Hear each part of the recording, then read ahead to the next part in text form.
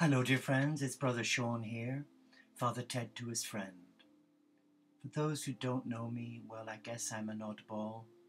Well, a lot of my neighbours think so, wearing a habit. I'm not wearing one now because I'm in between jobs. As they say in the trade, I'm multitasking in this monastery.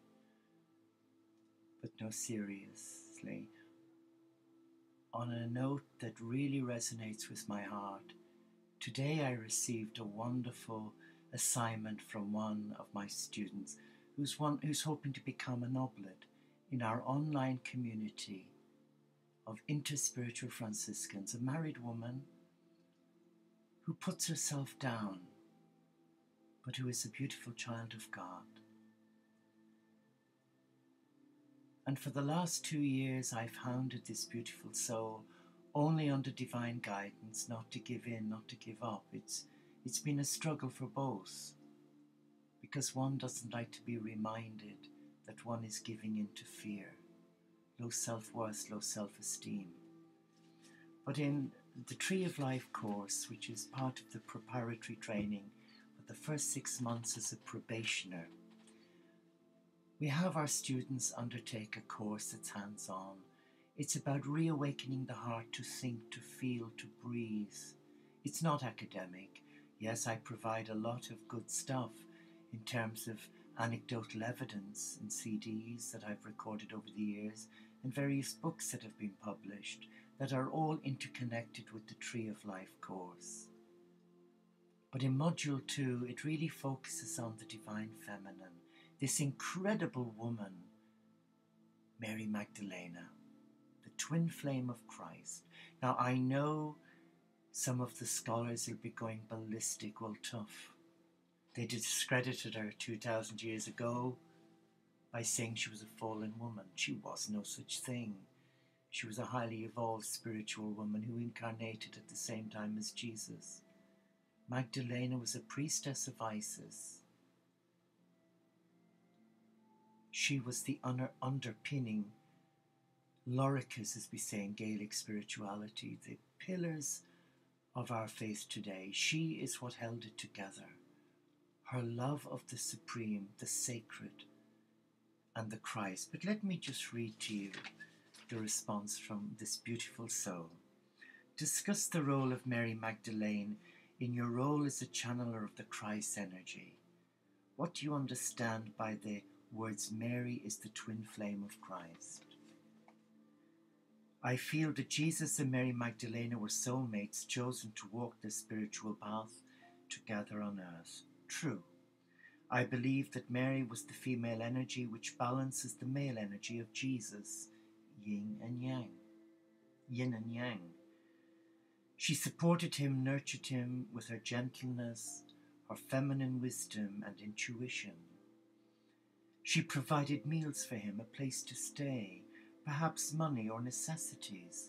Of course, every good man needs a good woman. How true! The church needs good men and good women balanced, not separate, as we've seen in the monastic years down through the centuries. I believe that Mary worked towards balancing female energies with the male energy so that men and women were seen to be equal, which was certainly not the case in society. Mary was with him at the crucifixion, and was the first to see him, the risen Christ, which shows how important she was to Jesus, and how important Jesus was to her. Unfortunately, Peter didn't believe her when she came running to tell him that she'd seen the Master. And she says, when she told the disciples what she had seen and said, that he hated the female race. That was his reply. The Catholic Church made her out to be a prostitute and left writings of her importance in Jesus' life out of the scriptures. Men were dominant in society, and that is the way they wanted to stay. Well, as a former Catholic nursing monk, I could never accept that Mary Magdalena was a prostitute. In previous videos, I've shared the punishments that was dished up to me as a young postulant and a novice. But you know, I blessed that experience because it was a great training ground. It was a great spiritual incubator to be in, though some of the teachings were archaic and there was a lot of fear. But I loved the silence, the quality of living. There's nothing better. And of course, like the prodigal son, I went and sowed my oats and had a great time. But then that hankering voice came back and said, "Do you love me?" Yes, but on my terms. And then several years ago, the knock came again to say, "I never let you go," when my vows were released by the church. I never let you go. They did, but I didn't. I still want you to return. And then alarm bells went, thinking I to go back into a conventional monastery. And Jesus said, "No, live the life as you are, where you are. You don't have to return to a conventional monastery. Create your monastery without walls and embrace the simple life where your father and mother will see what you do in secret. As you offer up the mundane things every day as a prayer." Now, enough about me. This series is really called Sexual Spiritual Love Series. Hello. Sexual. It's going to knock a lot of people off for the wrong reasons. But the divine, sexual, spiritual being that we are is so important, and that was the role of Jesus and Magdalena. We are supposed to be the twin flames too. The hieros gamos, the sacred marriage, the mystical marriage, is about our hearts becoming entwined with the mystical heart of God. It's not anything of a sexual, debauched nature. It's a divine relationship of intimacy. And many Catholic Christians are strung up on sex.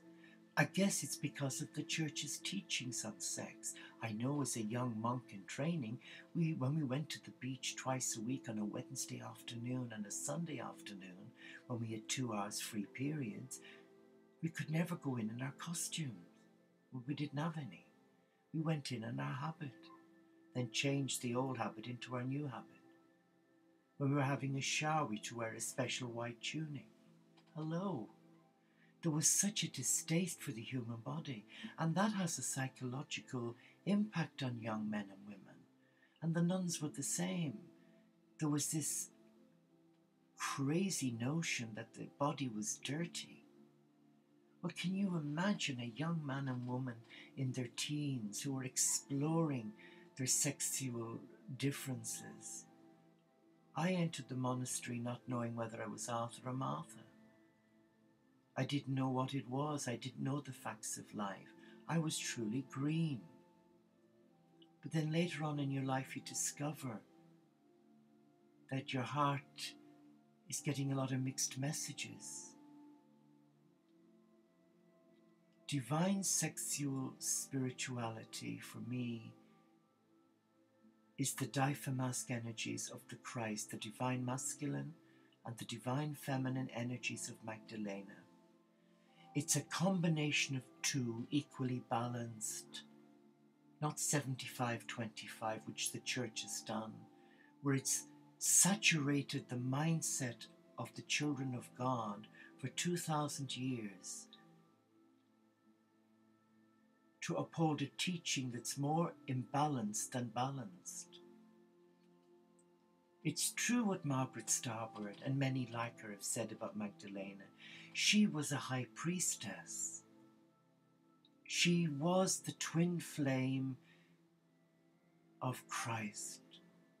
And yet, the Church Fathers discredited her spiritual vision, her love of the Master, not her sexual love, her spiritual love.